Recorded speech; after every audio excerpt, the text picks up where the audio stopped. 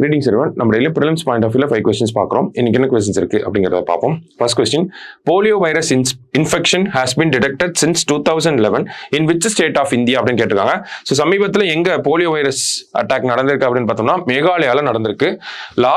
இதுக்கு முன்னாடி 2011ல தான் last case of polio virus வந்திருக்கும்.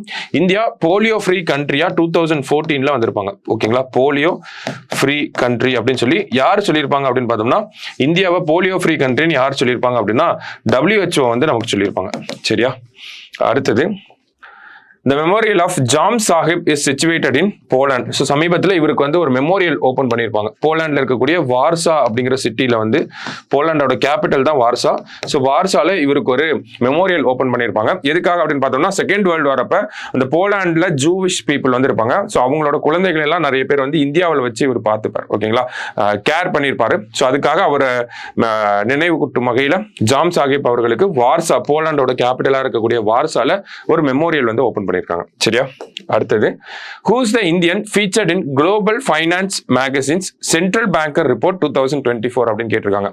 ஸோ இந்த குளோபல் ஃபைனான்ஸ் மேகசின் வந்து சென்ட்ரல் பேங்கர் ரிப்போர்ட், அதாவது ஒவ்வொரு நாட்டுக்கும் சென்ட்ரல் பேங்க் இருக்கும், இந்தியாவுக்கு எப்படி RBI இருக்கும் அந்த மாதிரி. ஸோ அதனுடைய கவர்னர்ஸை வந்து ரேங்க் பண்ணுவாங்க. ஸோ அந்த வகையில் இந்தியாவிலேருந்து யாரை செலக்ட் பண்ணியிருக்காங்க அப்படின்னு பார்த்தோம்னா சக்திகானந்த தாஸ் டாப் பெர்ஃபார்மரா டாப் 3ல வந்து வந்திருக்காரு. லாஸ்ட் இயருமே வந்து டாப் 3ல வந்திருப்பாரு. இவர் RBI கவர்னரா எப்போ வந்திருப்பாரு அப்படின்னு பார்த்தோம்னா கிட்டத்தட்ட 2018ல வந்திருப்பாங்க.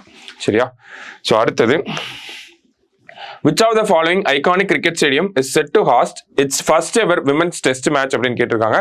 ஸோ இந்தியாவுக்கும் இங்கிலாந்து விமென்ஸ் டீமுக்கும் வந்து லார்ட் ஸ்டேடியம்ல நடக்க போகுது. ஸோ லார்ட் ஸ்டேடியமோட ஃபர்ஸ்ட் விமன் டெஸ்ட் மேட்சா இதான் இருக்க போகுது. சரியா, ஸோ லாஸ்டா national space day is observed on அப்படின்னு கேட்டிருக்காங்க. ஸோ நேஷனல் ஸ்பேஸ் டே எப்போ அப்படின்னு பார்த்தோம்னா August 23.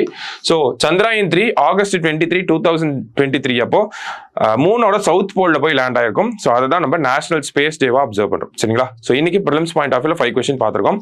நாளைக்கு 5 கொஸ்டின்ல மீட் பண்ணலாம். தேங்க்யூ.